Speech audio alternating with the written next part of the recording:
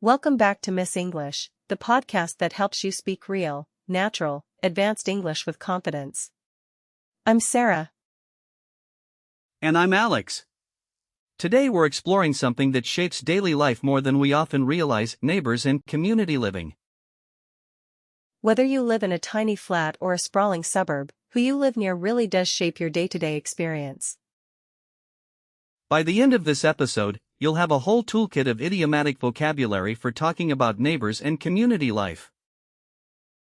Let's dive in.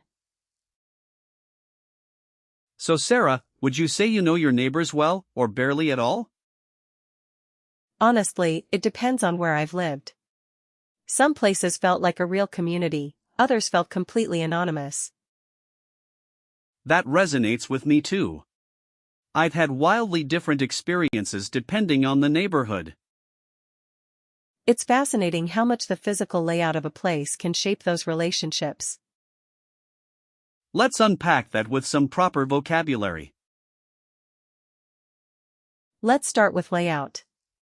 A cul-de-sac is a street that's closed at one end, which tends to bring neighbors closer together.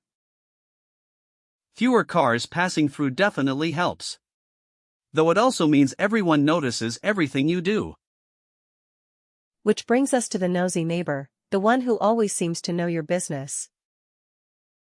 We've all had one of those. It's a bit of a love-hate relationship.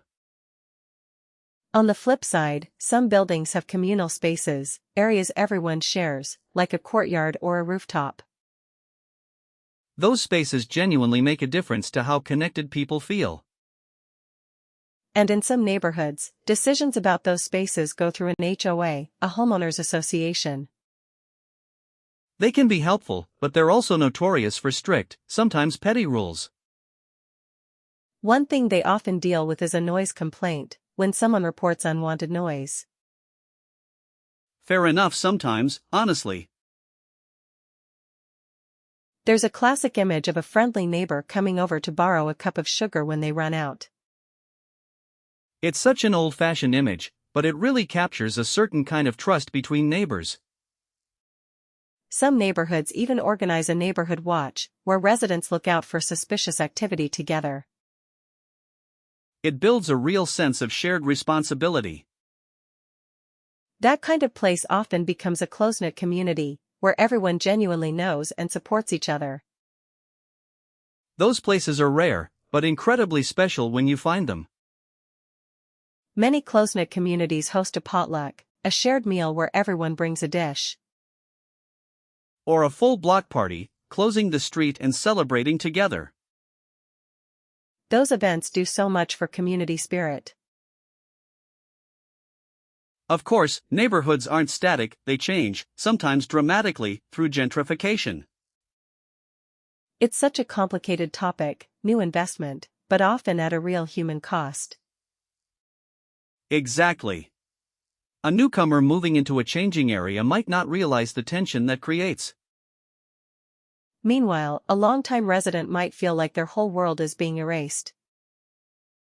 It's a real tension in a lot of growing cities. Not everyone wants deep involvement, though. Plenty of people simply prefer to keep to themselves. And that's completely valid too. Not everyone wants a close-knit community. Right, sometimes the healthiest approach is simply to mind your own business. Good boundaries make for good neighbors, as the saying goes. In friendlier neighborhoods, though, you'll often find a welcoming committee for new arrivals. That's such a lovely tradition. It makes such a difference when you're new somewhere. What a rich topic. Let's recap everything we covered today.